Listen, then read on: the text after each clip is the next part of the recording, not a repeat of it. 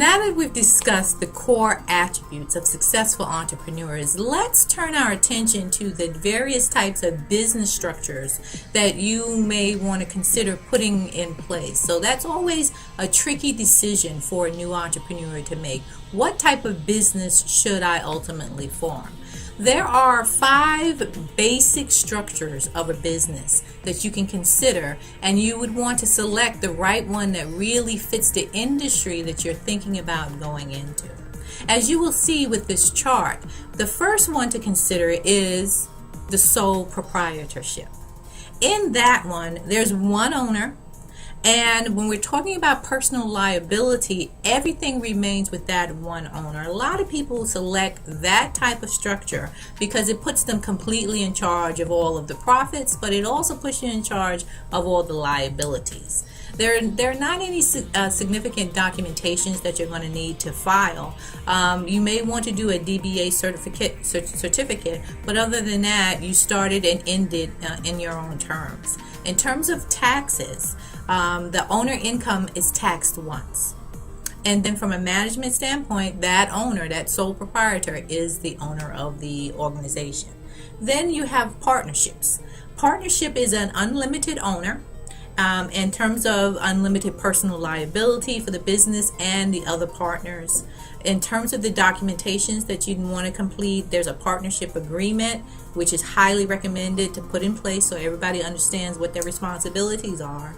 From a tax standpoint, the owner's income is taxed once, and from a management standpoint, the partners have equal management.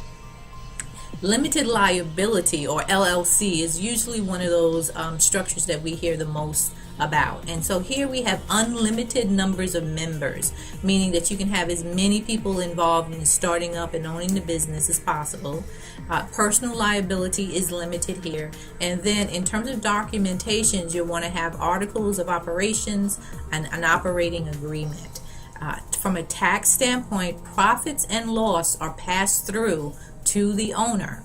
And then from a management standpoint, it's established by the operating agreement and has to be honored. Next, you have C corporations. So C corporations, you have up to 100 stakeholders in a business. Personal liability is limited.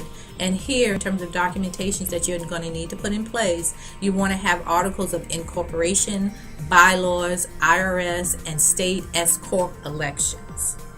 From a tax standpoint, profits and loss are usually passed through to the shareholders, and that's why shareholders play such a big role in what corporations ultimately do.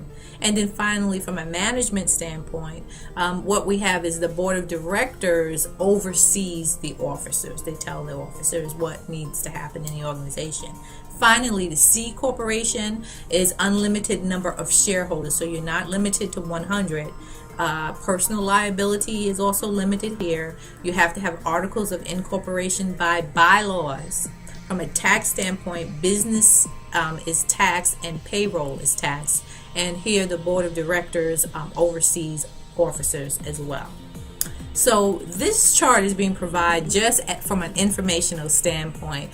Ultimately, when you make your final decision about what type of business you're going to form and how it's going to be structured, you want to make sure that you speak to an attorney before you make that final decision. It's too critical to rely just on this chart or any overview or structure. You want to speak to an attorney.